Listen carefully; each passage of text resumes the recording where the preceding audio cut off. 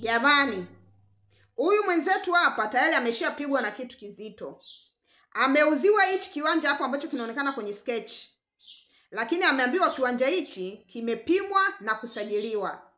Na alivyokuwa anaomba ramani ya upimaji, akapewa hii sketch. Na tayari ameshafanya malipo. Kwa hiyo kitu ambacho alikuwa anahitaji yeye ni kufufua mipaka ya hili eneo, lakini pia kuomba hati miliki. Kwa sababu anasema pale ardhini hakuna alama hata moja ambayo inaonekana.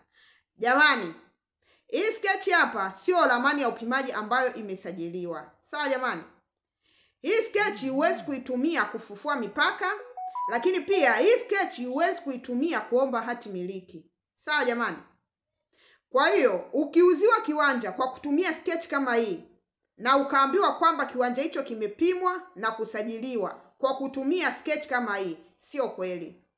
Hii sketch mara nyingi wataalamu wanaiandaa na kuwapa wale wateja ambao wanataka tu kujua ukubwa wa maeneo yao, lakini sio kwamba kiwanja hicho kimepimwa na kusajiliwa.